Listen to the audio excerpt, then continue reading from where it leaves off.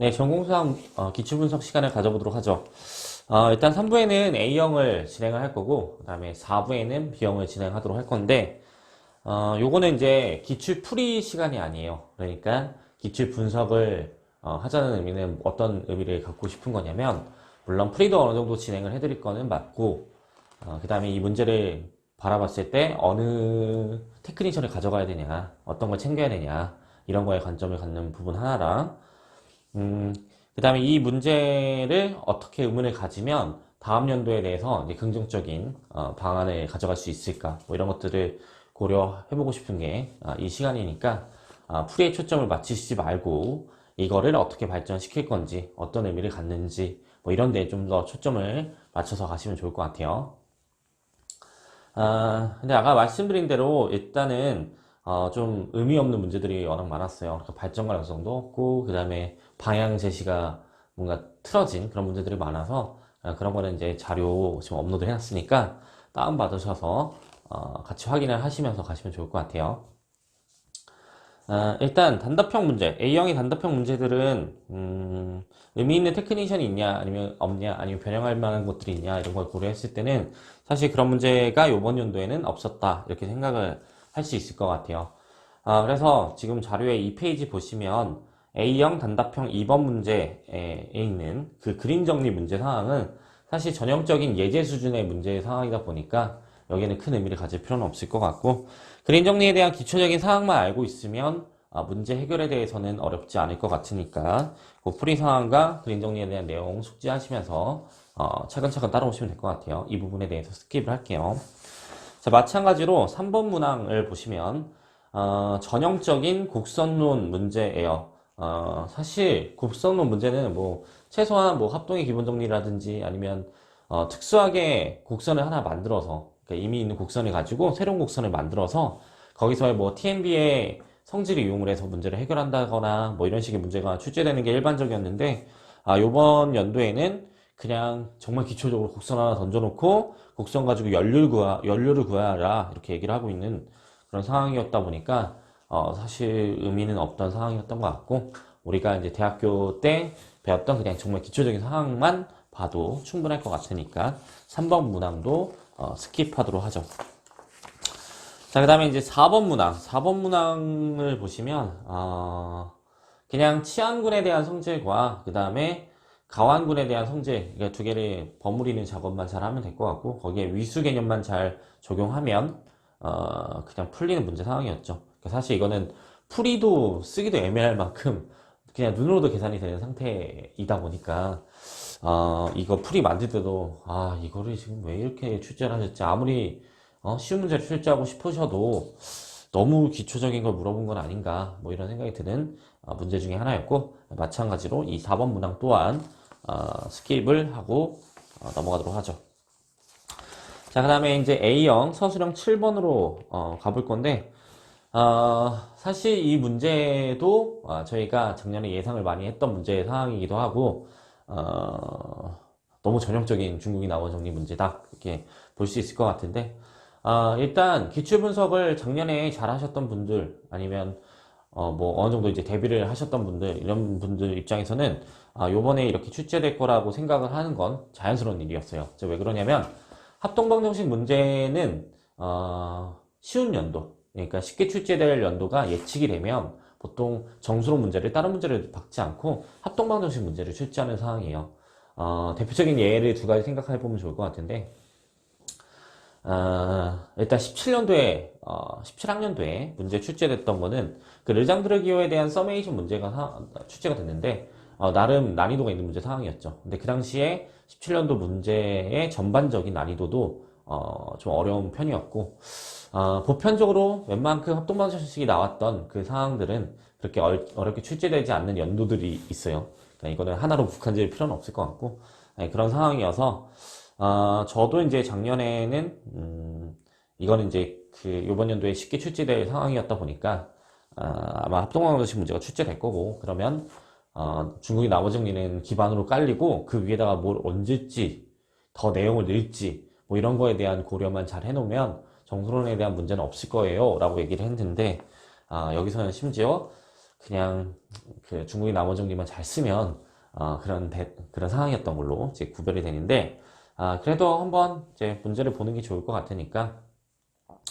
한번 간단하게 보도록 할게요. 일단 계산 상황에 대해서는 아마 잘 아실 것 같아서 이제 구조적인 입장에서 한번 설명을 해보죠. 자, 중국인 나머지 정리는 물론 계산으로도 의미를 가져야 되지만 함수로도 의미를 가지라고 했으니까 어떤 구조 두 가지에서 생각을 하는 거냐면 이렇게 19 크로스 13 19 곱하기 13이 지금 거기서 얘기하고 있는 합동식의 해니까 여기서의 원소를 25에 99승으로 이렇게 보겠다라고 하고 있어요. 우리가 알고 있는 사실은 중국인 나머지 정리를 고려하면 얘가 이렇게 쪼개지는 상황으로 볼 수 있다 라는 거고, 여기서 물어보고 있는 상황은 뭐냐면 여기에 원소로서 A, B를 보는 거죠. 왜냐면 마드 19에 대해서는 X가 A와 합동인 상황이고 그 다음에 마드 13에 대해서는 B와 합동인 상황이라고 했으니까 여기 이제 대응되는 이런 관계가 되는데, 이때 이 AB에 대한 조건을 찾아봐 이렇게 얘기를 하고 있고, AB에 대한 조건을 0과 19, 그 다음에 0과 13 뭐 이렇게 놓고 있는 상황이에요. 그러면 이제 자연스러운 건 뭐냐면 결국 얘네들의 중국인 나머지 정리를 쓰게 되면 여기에 대응되는 상태로 볼 수도 있고, 반대로 얘를 마드 19와 마드 13으로 자르면 A, B에 대응되는 관계로도 볼 수가 있기 때문에 쉽게 이제 생각을 해볼 수가 있을 것 같아요. 그래서 A는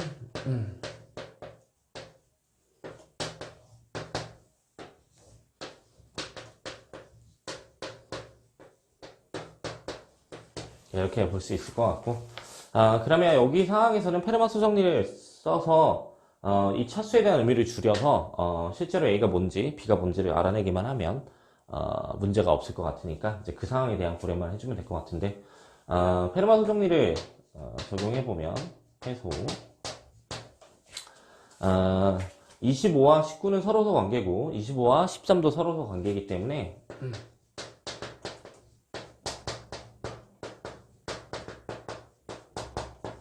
뭐가 성립할 거냐면 25에 18승을 취하면 마드 19에 대해서 1과 합동이 된다라는 얘기를 해줄 수 있을 거고, 마찬가지로 25에 13에 대해서, 그러니까 12승을 취하게 되면 얘가 마드 13에 대해서 1과 합동이 되는 상황이 만들어질 테니까 이런 상황을 한번 고려를 해보고 싶은 거죠. 근데 이건 이제 정확하게는 이 논리를 가지고 여기다 이제 적용시켜야 되는 거니까 풀이 시작은 여기서부터 출발을 하시면 될 것 같아요. 그래서 요 상황을 줬고, 요걸로 99승까지를 처리하고 그 다음에 마찬가지로 여기도 99승까지를 처리하게 되면 이제 논리가 마무리가 될 것 같은데, 그 표현을 한번 써보자면 25에 99라고 하는 거는 25에 18에다가 얼마를 곱해서 99에 대한 처리를 할 거냐, 이걸 이제 보면 될 것 같은데, 18에다가 5배를 해주면 9만큼 남는 상태가 보장되겠죠. 이렇게. 그러면 얘네들이 1이 되는 걸 고려해 볼 수 있으니까 마드 19에 대해서 25에 9승으로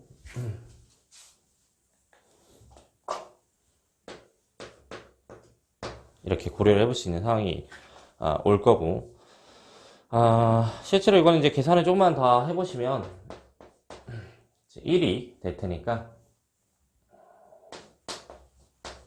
계산 과정 한번 따라가 보시도록 하고, 이런 관계가 생긴다 이렇게 얘기를 해볼 수 있어요. 그 다음 마찬가지로 이것도 계산을 해보시면 25에 99승에 대해서 계산을 하는 건데, 이거는 25에 12 곱하기 8 하면 이제 96이 되는 상황이니까 이렇게 볼 수 있을 거고, 25에 3승 이렇게 볼 수 있을 거고, 이 부분에 대해서 계산을 하면 12라는 결론이 생겨서 결국 이게 A가 이게 지금 B가 되는 상황으로 볼 수 있을 것 같아요. 근데 여기서 이제 이것만 구하라고 한 게 아니라 모두 구하라고 하고 있냐면, 요 x가, 마드 19 곱하기 13에 대해서 합동이 되고 있는데, 이 x는 뭐야? 이렇게 얘기를 하고 있으니까, 이거를 다시 중국인 남아 정리를 써서, x가 구체적으로 뭔지 알아내는 작업을 하면 되겠죠. 그래서, 바이 중나정에 의해서,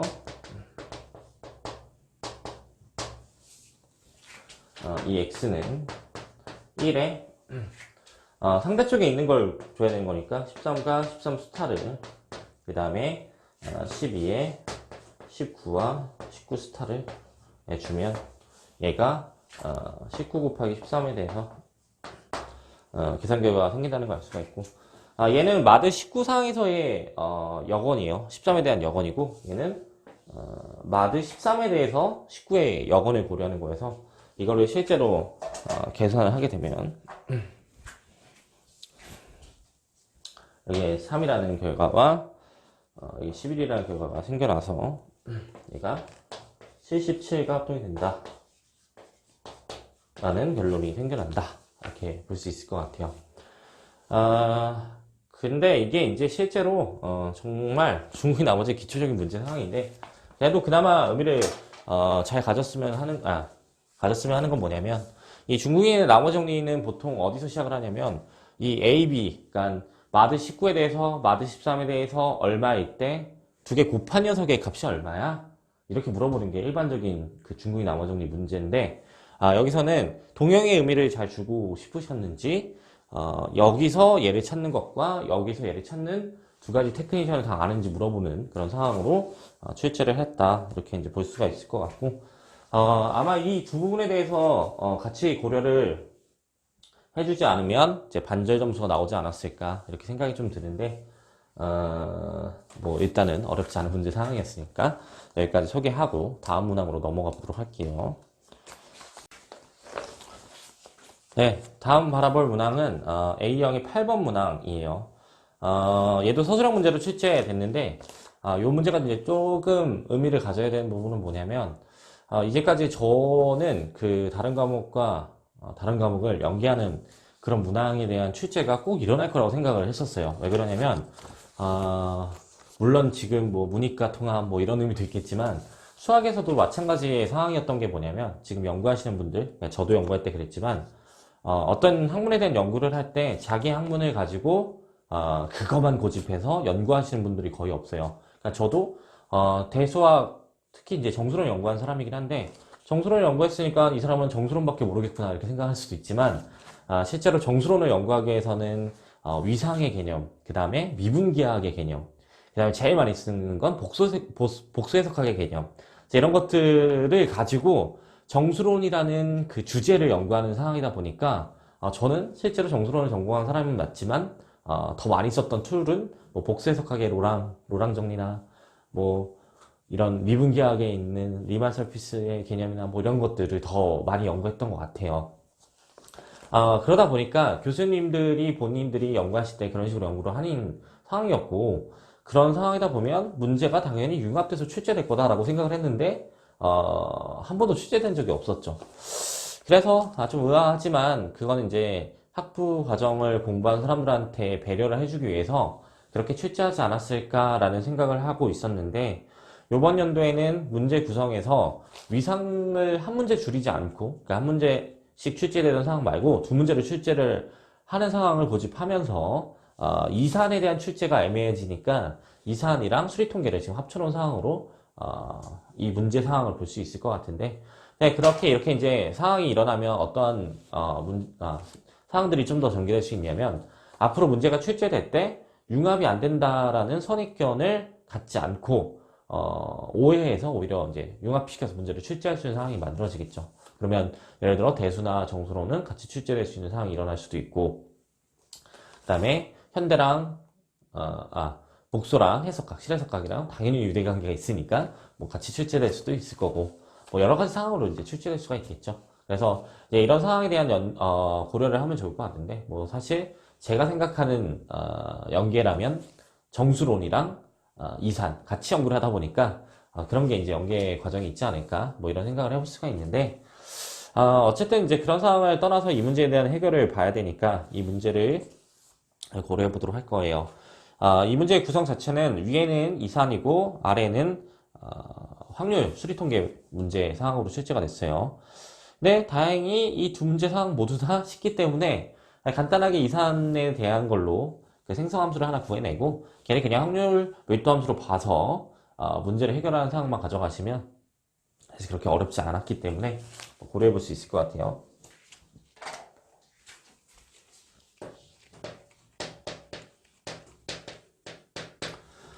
AN과 AN-1에 대한 합을 마이너스 1의 n승으로 지금 보겠다 이렇게 얘기하고 있고 이건 이제 생성함수를 구하는 상황으로 가져가야 되는 거니까 gx에 대한 표현을 하나 줘보자면 gx는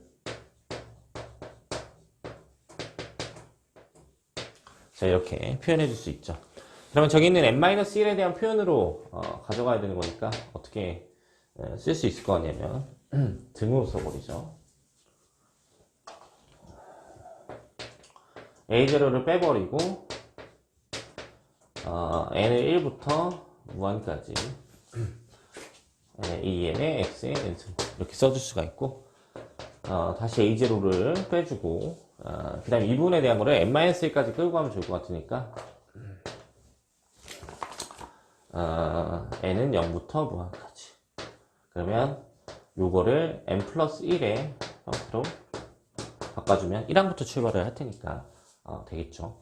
그러면 여기가 지금 n 플러스 1이라면 여기는 n이 되는 상태일 테니까 이 부분에 대한 거를 이렇게 바꿔줄 수 있을 것 같아요. n은 0부터 무한까지인데 마이너스 an에 더하기 마이너스 1의 n승의 x의 n 플러스 1 자, 이렇게 써서 표현해 줄 수 있다라는 걸 알 수가 있고 여기서 초기치가 a0를 1로 주고 있기 때문에 얘는 그냥 1로 보는 상황이에요.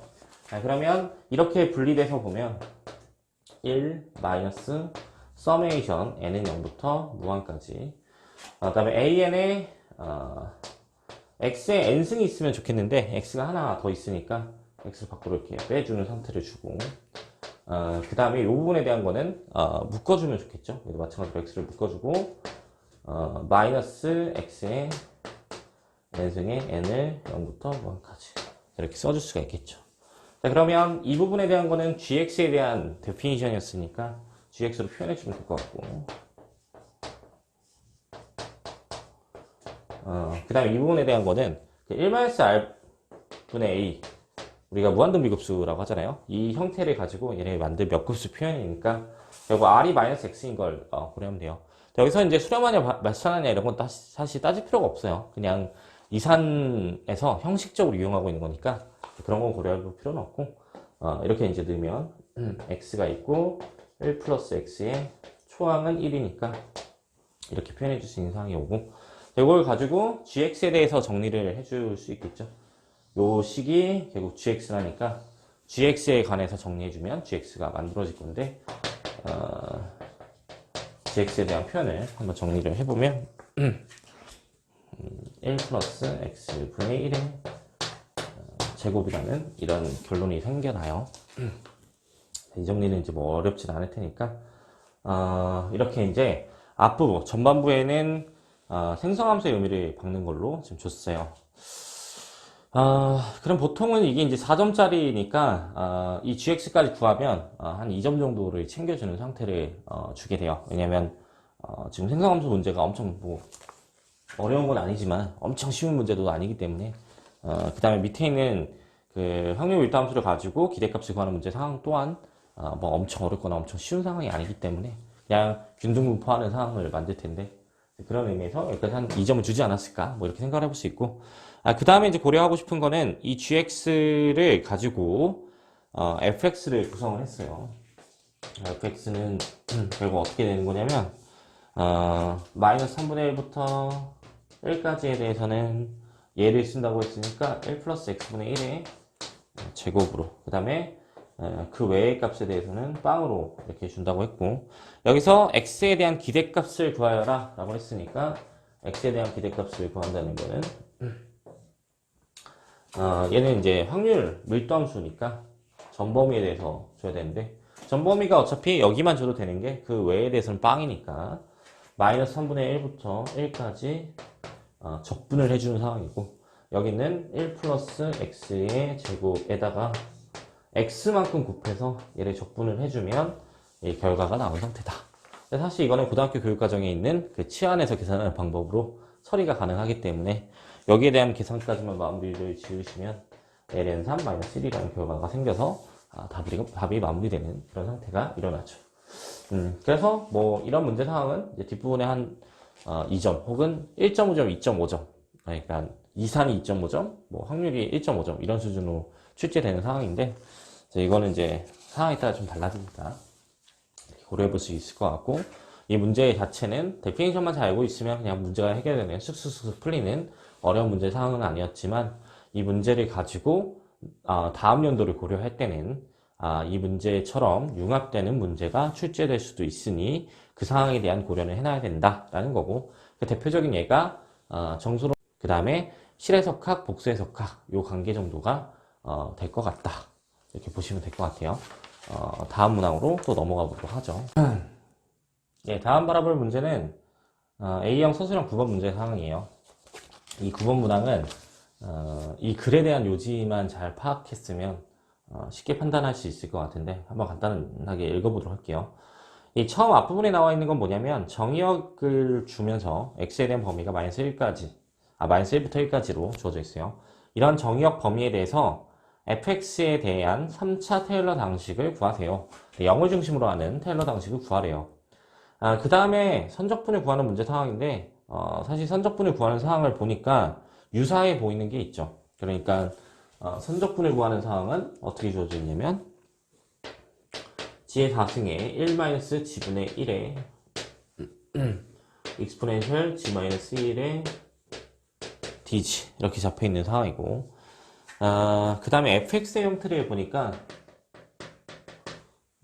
exponential x-1의 1-x 자, 이렇게 주어져 있는 상태이고, 여기서 3이라는 수가 왜 나왔는지에 대한 판단도 잘 해보면 좋을 것 같은데, 일단 이런 형태에서의 공통점을 한번 찾아보자면, 이 폼이랑 여기 폼까지는 같은 형태를 띠고 있죠. 그 다음에 이 fx에서 테일러 방식을 구하는데 어디까지 구하라고 되어 있냐면, 이거를 a0, a1, a2, a3, x 세제곱, 그 다음에 리마인더 터, 이렇게 표현을 해주는 상황을 주라고 하고 있어요. 그럼 여기서 이제 왜 3이라는 의미를 가져갔을까 이렇게 생각을 해보면, g의 4승분의 1, g의 4승분의 1을 곱해주게 되면, 그러니까 여기다 x의 4승분의 1을 곱해주게 되면 얘는 마이너스 4승, 마이너스 3승, 마이너스 2승, 마이너스 1승이 되는 상황이죠. 그러면 결국 이 A3에 대한 정보가 뭐로 가져갈 수 있냐면, 이 함수 상황에서는 유수가 생기는 상황으로 되겠죠. 보통 복소 적분이나 아니면 그 복수 해석에 대한 문제의 핵심은 항상 로랑 정리를 중심으로 얘기하는 게 중요해요. 그래서 저도 항상 그걸 중요하게 생각을 해야 된다. 그 다음에 적분을 직접 하는 것이 아니라 급수전개 형태를 통해서 항상 얻어가는 게 복수 해석학의 핵심이다. 제가 연구했던 게 사실 그거여서 그런 얘기를 하는 건데, 그런 의미에서 결국 이 fx의 형태는 뭐냐면, 이 fx의 몇 급수 형태를 통해서 이 펑션에 대한 유수를 급수 전개 형태에서 직접 구해내고, 그 형태를 가지고 이 유수 정리를 이용하게 되면 이 복소 적분에 대한 문제 해결이 될 테니까 그런 라인을 통해서 문제를 해결해봐 라고 얘기를 하는 상황이에요. 그래서 만약에 상황 인지를 잘못하고 얘는 구하고 얘는 독립적으로 바라본 거예요. 3개까지 구했으니까 됐어 하고 넘어가고, 그 다음에 여기 와가지고 다시 유수 정리나 아니면 다른 방법을 통해서 코시도 함수 공식이나 뭐 다른 방법을 통해서 문제를 해결한 상황이 나오면 채점자 입장에서는 상당히 애매해지는 상황이 와요. 왜냐면 이미 문제에 대한 가이드라인을 다 던져놨는데 내 가이드라인을 무시하고 문제를 해결해버린 상황이 왔으니까, 이런 상황에서 어떤 큰 문제가 일어날 수 있냐면, 답이 맞았을 때는 옳게 처리를 해줄 수 있는 상황을 주겠지만 답이 틀렸을 때는 중간 과정에 대한 서술이 애매해지는 상황이 오고, 희망했던 상황에 대한 서술이 전혀 존재하지 않기 때문에 다 감점을 시켜버린 상황을 만들 수도 있어요. 그래서 이런 경우에는 보통 가이드라인이 주어진 거에 따라서 문제를 푸는 게 중요한데, 그래서 이제 눈치껏 문제를 푸는 것도 사실 핵심이에요. 핵심이긴 한데, 이번 연도를 기점으로 생각을 해보면 이번 연도에는 약간 물채점을 한 느낌이 확실히 있어요. 근데 물채점을 했을 때는 중간 과정의 의미를 많이 바라보지 않고 결국 처음과 끝에 대한 해설을 바라보게 돼 있어요. 그러니까 처음 부분에 대한 해결을 받냐, 그 다음에 결과가 맞냐 이렇게 가면 얘는 중간 과정도 거의 맞겠다 판단 미스를 해버리면서 처리를 하는 경우들이 워낙 많다 보니까 이렇게 물채점이 날 때는 그냥 끝과 처음만 잘 쓰면 웬만하면 다 처리가 되는, 다 맞게 처리가 되는 그런 상황으로 이제 볼 수가 있으니까 그런 거는 상황적인 거 좀 고려를 해주시면 좋을 것 같고, 그런 의미에서 문제를 해결해 볼 수 있을 것 같은데,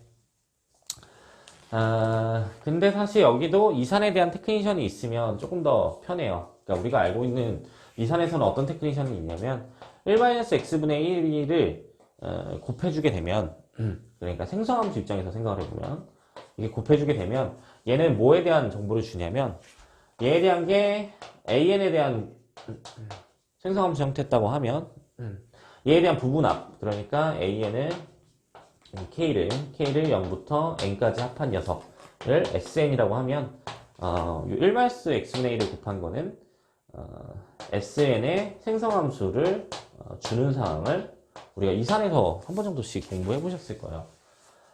그래서 요 상황인 것만 사실 인지를 하게 되면 간단하게 이 A3까지 찾는 거는 어렵지 않죠. 물론 그냥 계산을 하셔도 무리는 없어요. 전혀 문제 없지만 그렇다는 거고. 얘에 대한 표는 저는 어떻게 이제 고려를 할 거냐면 부분합의 의미를 줘서 고려를 하고 싶어서 익스포넨셜 x-1을 고려한다는 거는 익스포넨셜의 급수전개에서 1을 뺀 거예요. 근데 초항이 어차피 1이었기 때문에 이렇게 써도 되겠죠. 원래는 요건데 이거를 0항부터가 아니라 1항부터 출발하는 걸로 이렇게 써줄 수 있을 것 같고, 그러면 여기에 1-x분의 1을 곱해준다는 거는 결국 부분합의 의미를 가져간다고 했으니까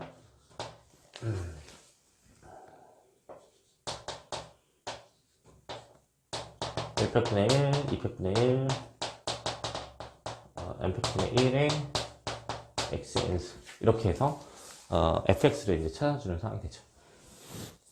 그러면 여기서는 이제 3차까지만 찾으라고 했는데 아마 이제 문제 상황상 이런 테크니션까지는 고려하지 못할 거였을 거예요. 못할 수도 있으니까 그냥 노가다 떼어봐, 계산해봐 해서 여기까지 그냥 구해보라고 한 거고, 엄밀하게 이제 구하면 여기까지 구할 수 있는 상황까지 갈 수 있는 거죠. 그런 의미에서 결국 이 A3는 뭐가 되는 거냐면 1팩분의 1, 2팩분의 1, 3팩분의 1의 합이 A3가 되는 상황이다. 이렇게 이제 볼 수 있어요. 그 다음에 이 유수에 대한 이제 처리를 해야 되는데, 보니까 원점을 중심으로 하고 반지름이 2분의 1인 원을 시계 반대 방향으로 한 바퀴 도는 곡선을 C래요. 2분의 1짜리 거리를 간다. 이렇게 지금 잡혀 있어요. 네, 그런 상황에서 얘에 대한 계산을 해라. 이렇게 놓으면 얘를 GG 정도로 놓는 거죠. 그러면 요거는 유일하게 문제가 되는 포인트가 0밖에 없으니까 유수 정리를 적용하면 레지듀에 2파이하고 곱하고 g에 대한 영상에서의 유수를 구하면 되는 거고, 이 GG에 대한 정보를 우리가 표현을 한번 해보면 A0 G의 마이너스 4승에 나눠줬으니까, 그 다음에 A1 G의 마이너스 3승에 A2 G의 마이너스 2승에 A3 G의 마이너스 1승에 나머지 텀들이 이렇게 있겠죠. 아날리틱 파트가 있겠죠. 이렇게 써줄 수 있을 거고, 자 그러면 요거를 여기다 박는 거니까 2파이 i에다가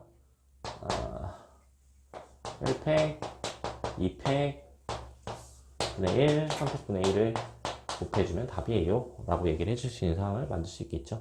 그래서 이런 문제 상황은 이 가이드라인을 눈치씩 채고 문제 푸는 게 중요하다 이런 거고, 사실 이거는 이제 매번 얘기하던 얘기긴 한데, 사실 문제를 보면 그 문제의 의도와 방향이 있어요. 그래서 이 수학을 공부할 때, 물론 수학자의 입장은 전혀 아니겠지만, 문제 해결을 빠르게 하거나, 그 다음에 올바르게 해결하는 상황을 주려면, 이 문제에서 요구하는 바를 잘 아시는 게 중요해요. 그래서 이런 가이드라인을 알아내는 그런 연습은 꼭 하시면 좋을 것 같고, 그런 기초적인 문제 상황으로는 이 문제가 제격이긴 한데, 사실 로랑정리 문제치고는 너무 쉽게 출제됐죠. 과거의 문제들을 고려해보면.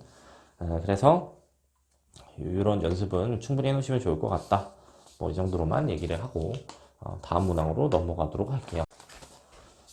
자, 이번에 볼 문제는 A형 서술형 10번 문항을 볼 건데, 보통 이 부분에 출제됐던 거는 환론 문제가 출제됐던 상황이었어요.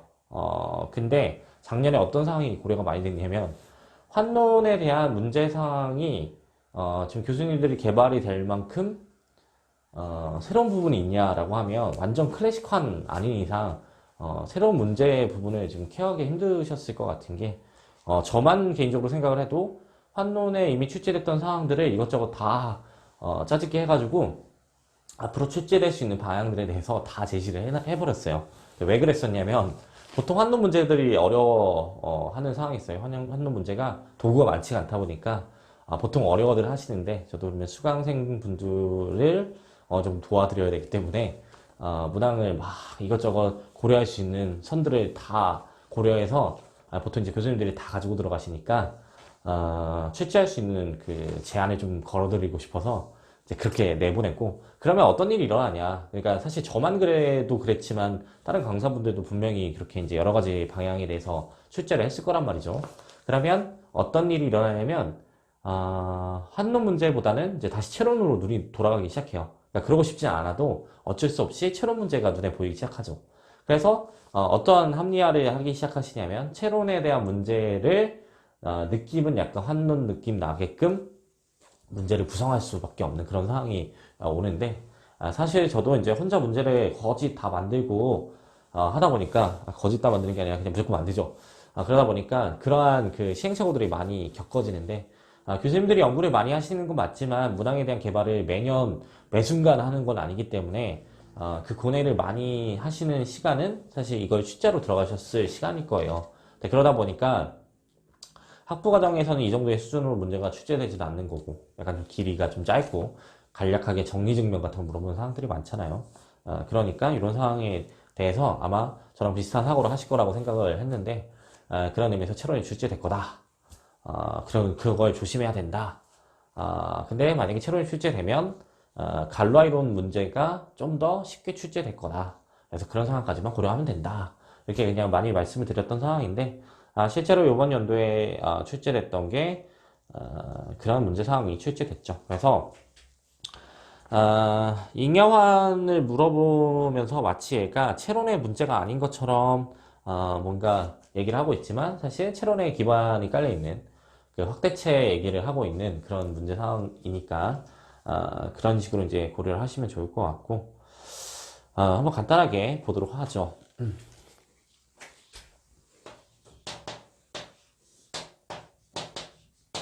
알파라는 원소가 루트 2 마이너스 루트 2로 주어져 있고, 대입준동 형상을 정의를 해놓은 걸 phi 알파라고 정의를 해놨어요.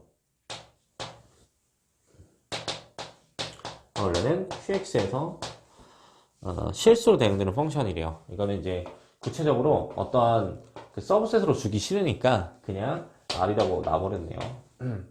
그래서 여기 원래 fx가 있다고 치면 대응되기를 f 알파로 대응시키는 그런 상태이고, 아무래도 얘가 이 알파 자체가 대수적인 원소 Q에서 대수적인 원소다 보니까 정확하게는 여기 R에 있는 Q 알파 정도로 들어갈 수도 있겠죠.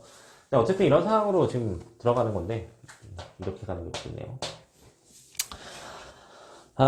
여기서 뭘 구하라고 하고 있냐면, K가 B 알파에 대한 커널이래요.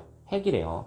그랬을 때 이 K를 어떤 PX로 생성한다고 가정을 하면 그 PX가 뭐냐 이렇게 얘기를 하고 있어요.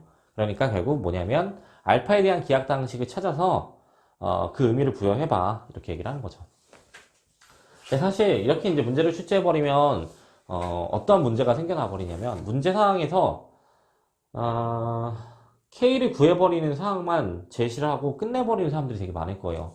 근데 이거는 엄밀하게 풀 때는 어떻게 가야 되는 거냐면 K를 구성하는 상황을 가지는 PX를 구하고 이 PX가 K가 된다는 걸 엄밀하게 증명하는 과정까지 가져가는 게 원래는 이제 취지였을 텐데 이제 어떤 취지로 출제했는지를 떠나서 채점이 들어갈 때는 적당히 구하고 말면 아마 점수를 주는 상황이었지 않을까 이렇게 생각을 하고 있어요. 지금 채점된 결과들을 보니까 그래서 일단 PX를 구해야 되니까 기하당식을 먼저 찾아줘야 돼요. 그래서 이 알파를 먼저 제곱을 해주면 2 마이너스 이렇게 될 거고 이거 솔이 맞네요. 솔 다음에 알파 제곱 마이너스 2에 제곱을 취해주면 얘가 2가 되는 상황이니까 얘를 한 번에 다 정리를 해버리면 알파의 4승 마이너스 2알파 제곱 플러스 2가 0이다. 자, 이렇게 얘기를 할 수 있죠. 그러면 우리가 이제 고려할 수 있는 거는 지금 제가 답지에는 px가 그러면 x의 4승 마이너스 2x제곱 플러스 2다. 자, 이렇게 얘기를 하고 있어요. 근데 엄밀하게 가면 이렇게 하면 안 돼요. 왜냐면 이 형태가 기하당식이 된다는 걸 보여서 그래서 얘가 px가 돼. px라고 해도 돼. 라고 얘기를 해줘야 되는 상황인데 네, 그 표현을 한번 조금 더 구체적으로 얘기를 해보죠. p를 2라고 하면 1은 못 나누는 거니까 2가 1을 못 나누고 그 다음에 0은 나누는 상태가 될 거고 그 다음에 마이너스 2도 나누는 상태가 될 거고 2도 나누는 상태가 되죠. 근데 2의 제곱은 2를 못 나누는 상황이니까 아이젠슈타인 판정법에 의해 px는 기하기다. 어디 위에서 기하기냐면 q에서 기하기인 거죠. 그래서 결국 이 px가 뭐가 된다고 얘기할 수 있냐면 알파에 대한 기하당식이 된다. 이렇게 얘기를 해줄 수가 있겠죠. 그 다음에 이제 고려를 할 거는 커널이 결국 이 px로 생성된 녀석이 된다라는 걸 보여줘야 되는 거니까 커널 b 알파를 한번 고려를 해보면 데피니션상 어떤 친구가 되냐면 gx들의 모임인데 이 gx는 물론 qx에 있는 애들이면서 알파를 집어넣으면 0이 되는 애들의 모임이다. 이렇게 얘기를 해줄 수 있고 그럼 여기에 인수로 기하당식을 가져가야 되는 거니까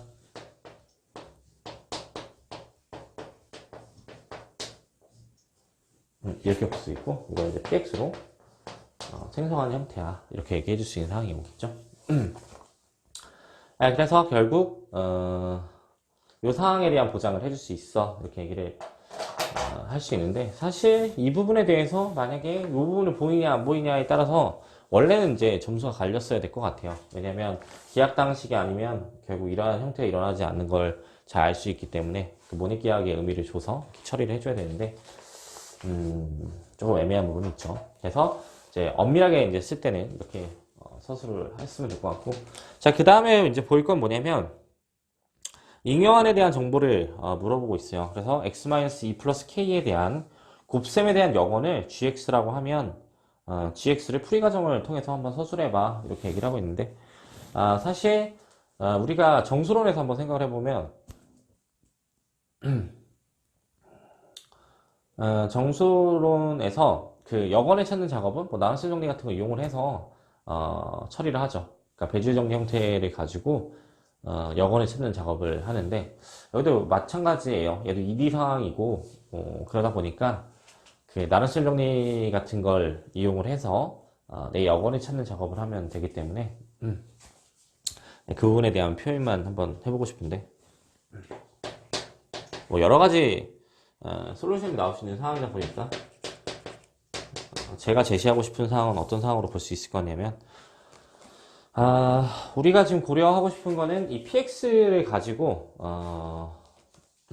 px를 x-2에 대한 여건을 찾고 싶은 거니까 x-2로 이렇게 나눠주고 싶어요. 그러면 실제로 얘는 진짜 나눠보시면 몫이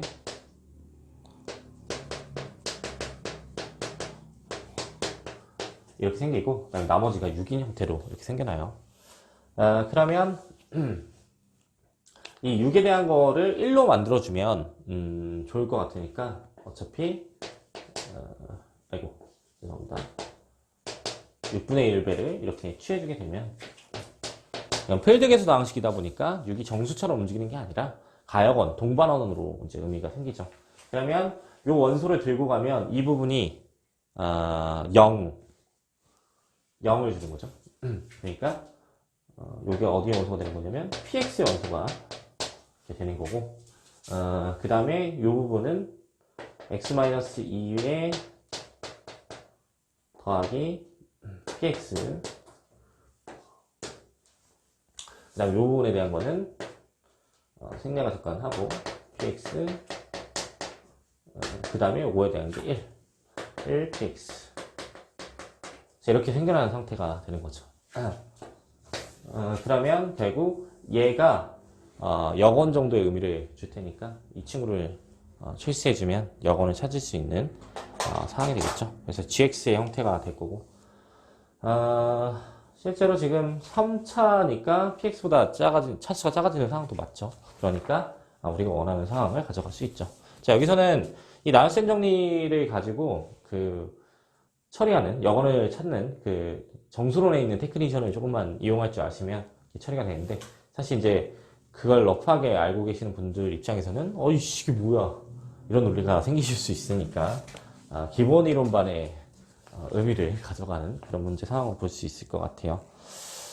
그래서 이채론 문제 상황은 계산이 조금 어려웠을 수는 있어요. 중간이 급하게 풀다 보면 조금 계산이 왜 안 나와 이럴 수도 있는데 사실 그거 말고 기초적인 상황에서 자체는 어려운 문제 상황은 아니었다. 뭐 이렇게 보시면 좋을 것 같고 다음 문제로 넘어가죠. 다음 문제는 11번 문제인데 이 문제는 위상 문제예요. 근데 위상 문제를 지금 고려할 필요는 없을 것 같은 게 전형적인 문제 상황으로 출제가 됐어요. 위상 문제 두 문제 다 스킵을 할 건데 이 위상 문제들이 항상 나오는 출제 상황은 뭐냐면 새로운 위상이나 원래 있던 위상을 가지고 새로운 위상을 구성을 해가지고 거기서 기초적인 걸 찾아봐. 페프를 구해봐. 아니면 내부를 구해봐. 뭐 이런 식의 이제 문제가 출제되는 상황이어서 이 부분에 대한 내용은 그냥 간단하게 답지 따라가시면 어렵지 않게 해결이 될 수 있을 것 같으니까 11번에 대한 생략을 하고 다음 문항으로 넘어가 보도록 할게요. 네, 다음 문항은 A형 12번 문제예요. 이 문제 상황은 제가 꼭 챙겨놨으면 하는 테크닉을 항상 소개했던 거에서 나오는 테크닉이 있는데 17년도 문제 기출분석 상황을 한번 보시면 좋을 것 같아요. 거기에 롤의 정리를 가지고 모든 n개도 함수들이 0이 되는 증명을 하는 그런 테크니션을 만들어 놨었는데 그 조건에서 n궤도 함수의 의미만 싹 뺀 게 지금 12번 문제 상황이다 보니까 항상 했던 얘기 정도로 이렇게 보셔도 될 것 같은데 근데 생각보다 어려울 수도 있을 것 같아요. 그러니까 이게 이 해석학에 대해서 꼼꼼하게 문제에 대한 해결을 많이 보신 분들이 아닌 그러니까 진짜 수학자들이 풀어놓은 문제에 대한 해결을 잘 보신 분들이 아닌 그냥 내 멋대로 수학을 푸시거나 멋대로라는 말은 너무 좀 강했는데 그러니까 나만의 풀이를 만들어 가시는 그런 분들이 풀기에는 조금 생소하게 느껴질 수도 있는데 근데 그런 거 말고 전형적인 유명한 문제 테크니션이니까 꼭 그냥 아시면 좋을 것 같아요. 일단 문제를 한번 볼게요. S라는 집합을 주고 있는데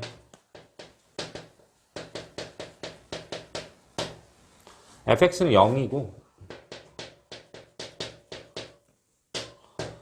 x는 -1부터 1까지로 잡혀 있어요. 그 다음에 다음 명제 대우 명제를 쓰고 p를 증명해봐.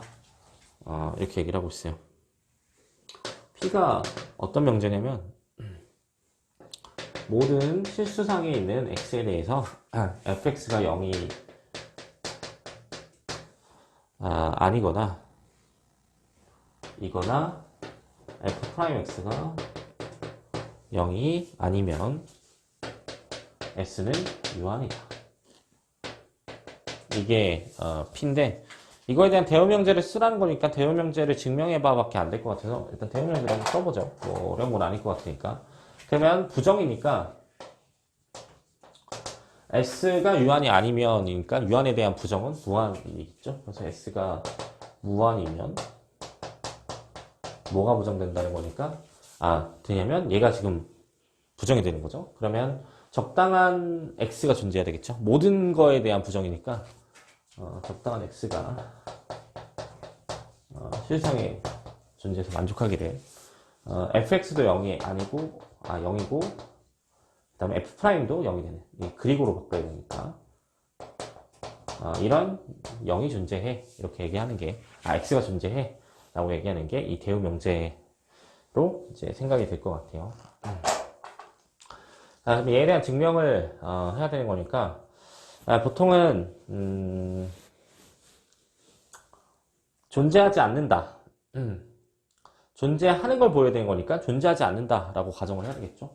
그래서 가정을 일단 하기를 증명이니까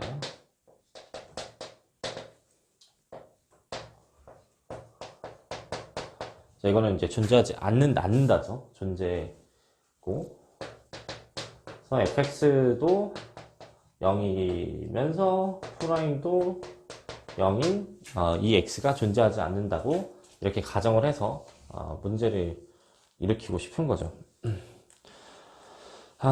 그래서 일단 이렇게 세팅을 했고 17년도 문제 상황을 보면 그 집합이 비슷하게 구성이 되어 있는데 제가 이거 등호가 빠져있는 상태가 문제가 있는 거다.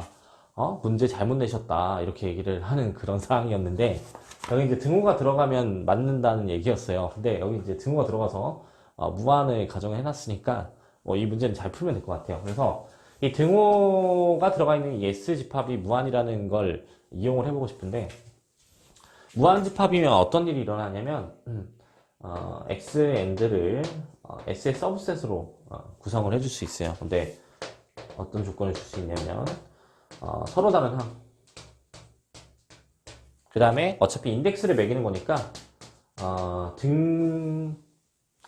등차가 아니라 순증가 혹은 순감소 형태로 제한을 걸 수 있죠.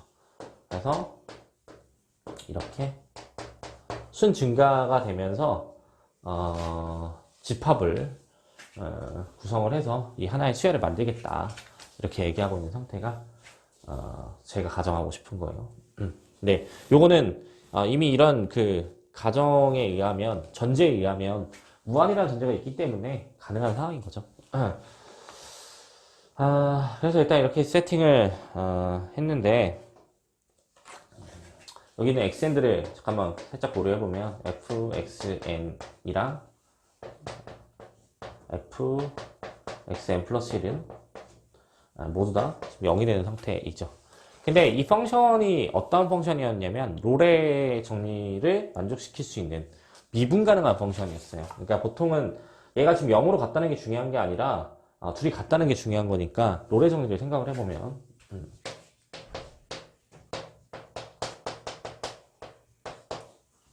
적당한yn이 xn과 xn 플러스 1 사이에 존재해서 만족하기를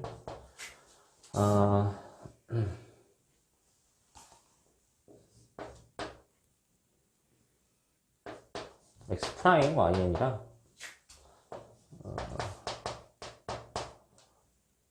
이거에 대한 차로 만들어지는 롤의 정리 상황이니까 바로 0이랑 같아지는yn을 이렇게 찾아줄 수가 있겠죠. 우리가 알고 있는 건 이제 극한의 존재성만 잘 보장이 돼 있으면 어차피 이 극한값에 대한 의미를 가져갈 수 있어서 리미터 y''을 고려하면 얘가 지금 0이 되는 거죠. n을 무한대로 보내는 얘를 고려하면 근데 yn이 어디로 갈까라고 생각을 하면 얘가 수렴하는 값이 있다고 가정을 하게 되면, x로 수렴한다고 가정을 하게 되면yn도 지금 x로 수렴한 상태가 될 테니까, 자, 이거 수열 판정에서 연속의 의미가 없어도 얘가 성립하는 거니까 이용할 수 있는 상황이에요. 그런 이런 상황으로 볼 수가 있는데, 근데 이때 이 xn에 대한 유계성을 가지고 수렴성을 줄 수 있냐라고 하면 사실 줄 수 있을 것 같은 게, 이 SG팝이 유계한 상황이죠. 그 다음에 얘는 순증가로 세팅을 했죠. 그러면 단조 수렴 정리에 의해서 어떤 x가 존재해서 이 x로 수렴하는 걸 보장해 줄 수 있고, 이런 상황을 만족시켜 줄 수 있겠죠. 그래서 얘가 0이 되는 상황을 줬는데, 실제로 얘네가 0이면 이 극한을 보낸 게 연속의 의미가 있어서 fx 또한 0이 되는 상황이다 보니까, 그러니까 리미트를 씌우면 0이 되는 거잖아요. 그래서 얘도 0이 되는 걸 보장해 줄 수 있다. 그래서 결국 둘 다 0이 되게 하는 이 x의 존재 여부를 보장했으니까 모순이야 라고 하는 논리를 만들 수가 있죠. 근데 사실 이거는 제가 17년도 강의할 때부터 그 문제를 분석을 하면서 이런 테크니션은 챙겨놔야 된다. 그 다음에 그 17년도에 첨조 2개를 가지고 이 문제를 해결하는 상황은 일반적인 해법이 아니어서 테일러 정리 상황 말고 그 항등 정리 같이 써져 있는 그 부분에 대한 거는 다시 제대로 된 의미로 가져가야 된다라고 하면서 이 테크닉을 소개한 적이 있었는데, 이제 그런 거를 잘 고려하게 되면 이렇게 이제 미래에 왔을 때, 19년도에 갔을 때, 뭐야, 공부했던 거잖아 하면서 문제를 해결할 수 있는 상황을 만들 수가 있는 거예요. 네, 그런 의미에서 기출 분석이 중요하겠죠. 그래서 일단 A형에 대한 기출 분석 여기까지 소개하는 걸로 하고, B형에 대한 걸 좀 이따 소개하도록 할게요. 감사합니다.